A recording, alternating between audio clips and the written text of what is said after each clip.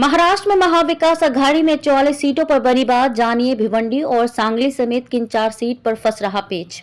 हफ्तों की अनिश्चितता के बाद आखिर महाविकास अघाड़ी ने महाराष्ट्र की 48 लोकसभा सीटों में से 44 पर समझौते को अंतिम रूप दिया है। हालांकि अभी 4 सीटों पर अभी भी पेच फंसा है। एक वरिष्ठ कांग्रेस नेता ने बताया कि कांग्रेस, एनसीपी और उद्धव ठाकरे की शिवसेना के बीच ये चारों सीटें फंसी हैं। महाराष्ट्र की ये 4 सीटें मुंबई दक्षिण मध्य, मुंबई उत्तर पश्चिम, भिवंडी और सांगली हैं, जहां अभी भी विवाद है। एक कांग्रेस नेता ने बताया कि एनसीपी अध्यक्ष शरद पवार, शिवसेना अध्यक्ष उद्धव ठाकरे और कांग्रेस विधायक दल के नेता बालासाहेब थोराट की एक के बाद कई बैठकें हुई, जिसके बाद 44 सीटों पर फैसला लिया जा सका। सीट बंटवारे के फॉर्मूले के अनुसार शिवसेना यूबीटी 19 निर्वाचन क्षेत्रों से, कांग्रेस 16 से और एनसीपी 9 सीटों से चुनाव लड़ेगी।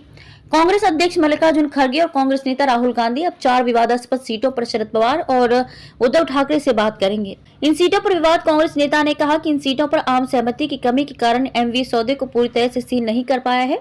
उन्होंने कहा कि कांग्रेस मुंबई दक्षिण मध्य, उत्तर पश्चिम, भिवंडी और सांगली से चुनाव लड़ने पर जोर दे रही है, जबकि शिवसेना यूबीटी ने स्पष्ट कर दिया है कि सांगली पर कोई समझौता नहीं किया जाएगा।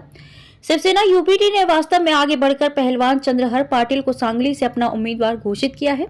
भिवंडी पर अड़े शरद पवार भिवंडी को छोड़ने से इनकार कर रहे हैं।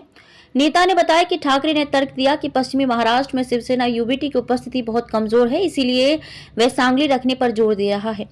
उन्होंने कहा कि उन्होंने पहले ही कोल्हापुर कांग्रेस को दे दिया है, जहां शाहू छत्रपति इसके उम्मीदवार होंगे।